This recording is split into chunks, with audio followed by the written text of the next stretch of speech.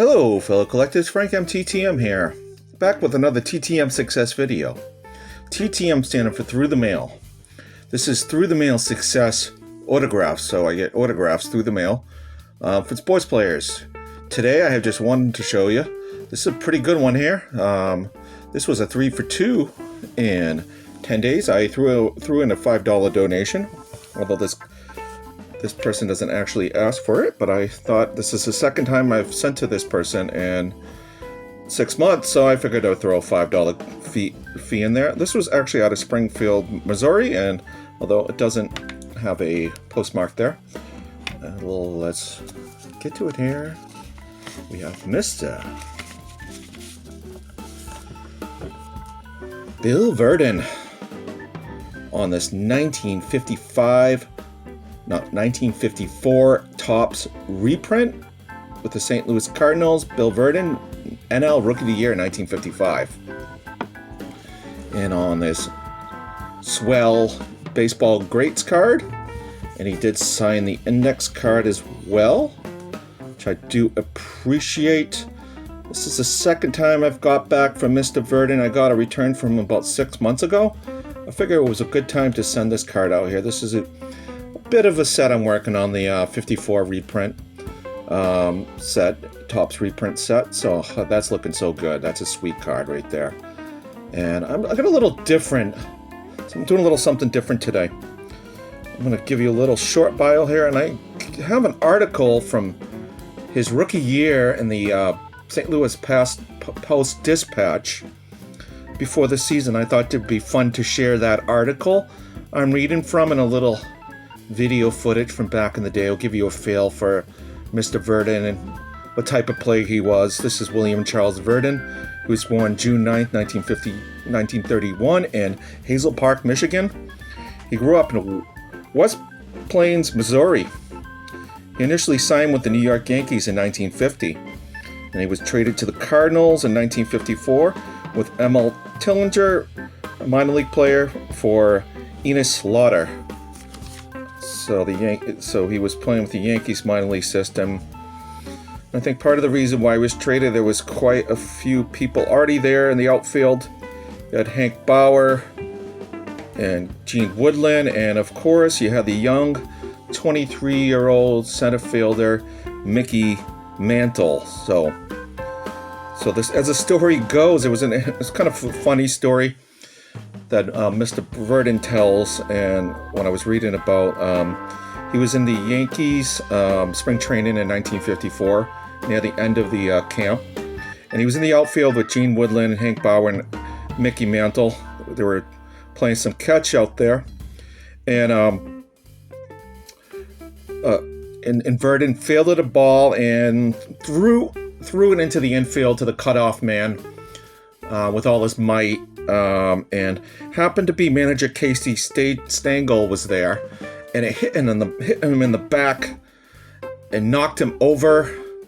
And Casey Stengel kind of shookened up, yelled at them, and said, "If you could throw like that in the game, you might get somebody out." And Virdon kind of quipped later on, "I was traded 2 weeks later, so I don't know throwing the ball at the manager there had anything to do with that." But I think something to do with there was another center fielder by Mickey Mantle. But this is Bill Virdon here. He was quite a good center fielder, and I'm going to share this here, this article from 1955, April 1955. I'm going to come back here, and he did answer a few questions to kind of wrap it up. I hope you enjoy this. Let's get at it here. Article for the St. Louis Post-Dispatch, Sunday, April 3rd. 1955. If astigmatism and cracked knee didn't stop Bill Virdon, what can?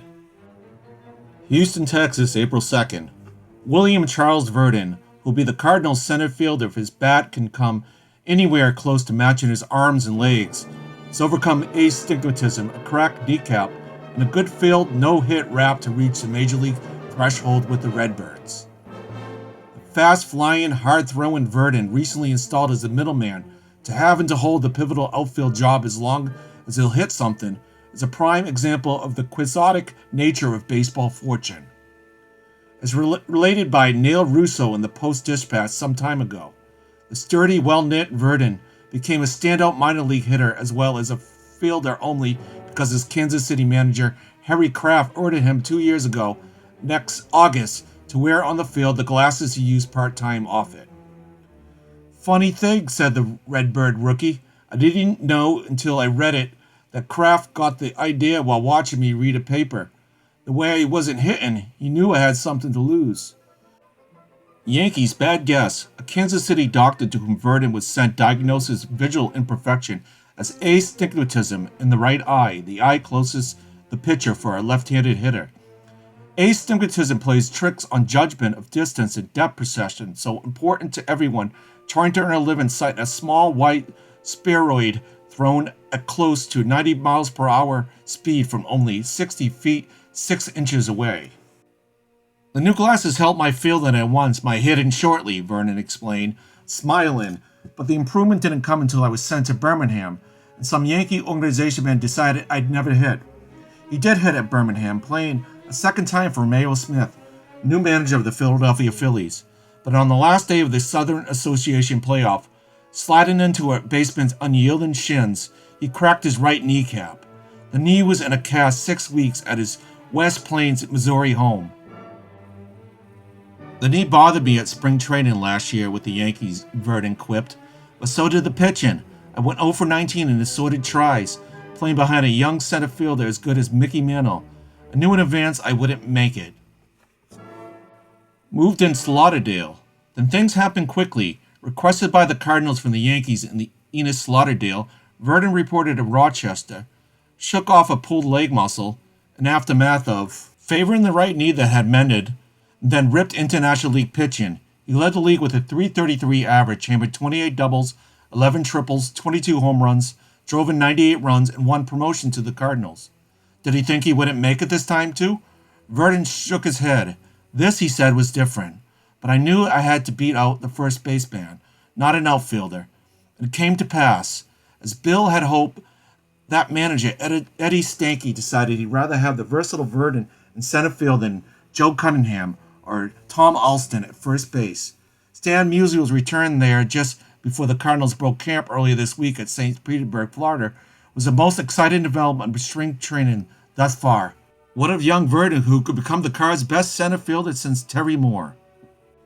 Sturdily built athlete, he's 23 years old, blue-eyed, rudy-cheeked, square-jawed, and with close-cropped hair that can't decide whether it's blonde, light brown, or dishwater.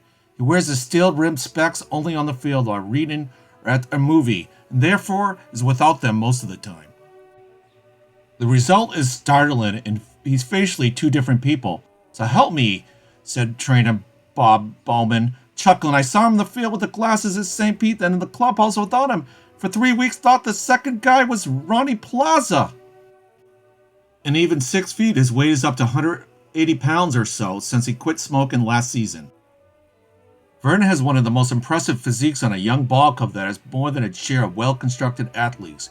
He credits his powerful forearms and biceps to gymnastics, summer jobs with tout in full 24-bottle cases, one to each hand for a soft drink company in West Plains. Bill's parents are native Missourians. His father, Charles Virdon, was near Sykeston, and his mother, the former Bertha May Marley, on a farm close to Poplar Bluff. However, the ball player and an older sister were born in Hazel Park, Michigan, a Detroit suburb. During the years, the senior Virdon was an automobile plant machinist there. Virdon's wife also is a Missourian, full-fledged.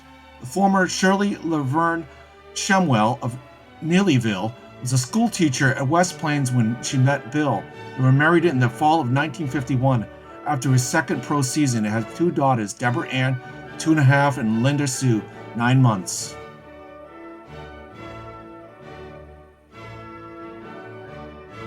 Versatile point winner. Charlie's feet itch for show me state, though, and the Virdons returned when Bill was 12, settled in the West Plains, a community of some 5,000 population in south-central Missouri, just this side of the Arkansas border. Bill didn't like it at first because his friends and his favorites, the Detroit Tigers and home run hitter and Hank Greenberg, were left behind. A natural athlete, as Stan Musial termed him, Virdon was a split-T football quarterback, basketball forward, represented West Plains High School in 5 track events: the 100 and 200-yard dashes, pole vault, shot and put, and relay.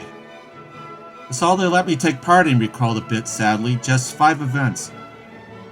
He played only softball in high school except for one game his coach, Orvis Signar, now varsity basketball mentor at West Point, arranged against Houston, Missouri. Bill had been playing with that town team, had 4 for 4, including a homer for West Plains' only run, but was a red-faced pitcher in a 13-1 rout. I'll be all right, said William Charles Virdon frankly, if I can hit all the left-handers I see in my dreams. Bob Broek.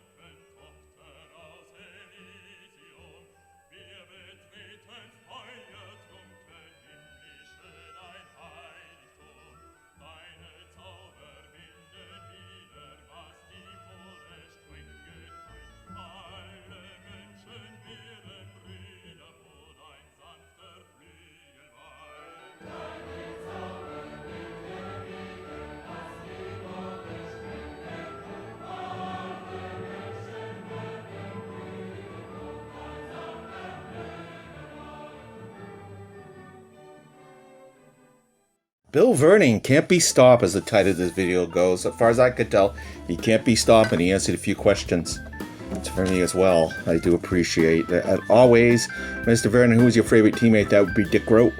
He played with Dick Grote and with the Pirates, and the most memorable game he played in. 1960 World Series, 7th game. That was a famous game with the Pirates. That was a Bill Mazeroski walk-off home run game in 1960. What do you like to do for hobbies? He likes quail hunting and golf. So going strong at 89 years young, Mr. Virdon is out there quail hunting, golfing, signing TTM, and I do find him a bit of inspiration myself. I have astigmatism in my right eye as well, but I can in no way hit a baseball like Bill Virdon ever could, so that's the difference right there. Anyways, on that note, I hope everybody's well. Thank you for joining me today for this TTM Success video, and thank you, Mr. Virdon. I do appreciate you signing my cards and an index card and signing a few questions. Man, he was a pretty good player back in the day. Well, anyways, take care. Thanks for joining me. God bless. Peace.